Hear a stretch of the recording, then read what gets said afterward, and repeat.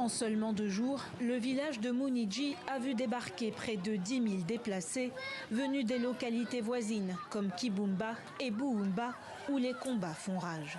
Églises et écoles sont prises d'assaut, transformées en foyers de fortune. Les conditions sont très mauvaises ici. Il n'y a rien à manger, ni à boire. Nous n'avons rien, pas de couverture, pas de casserole. Nous avons tout laissé derrière nous. Nous demandons de l'aide, du sel, de la farine et des haricots.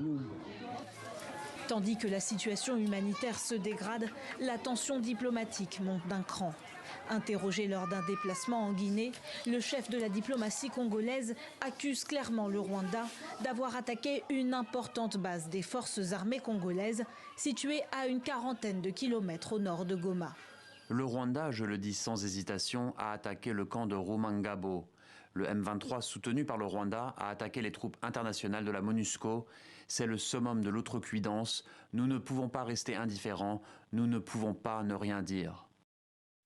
Au sortir d'une réunion de crise, le porte-parole du gouvernement ne mâche pas non plus ses mots. Si ces mouvements et tout ce qu'il y a comme force affiliée derrière continuent leur aventure, ils subiront évidemment la force.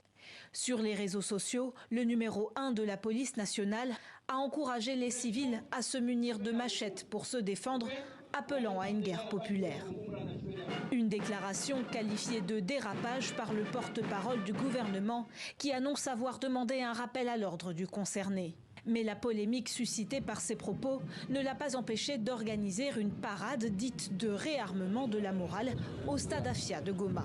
La guerre est à la porte de notre ville. Policiers avec le du Congo, l'union fait la force.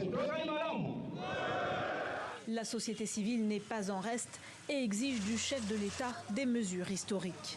La rupture des relations diplomatiques avec le Rwanda, dont l'implication dans les guerres à l'Est ne fait plus objet d'aucun doute. Procéder à la fermeture de toutes les frontières avec ces pays ennemis. Alors que Kigali continue de démentir tout soutien aux rebelles du M23, la société civile congolaise appelle à une grande marche le 30 mai.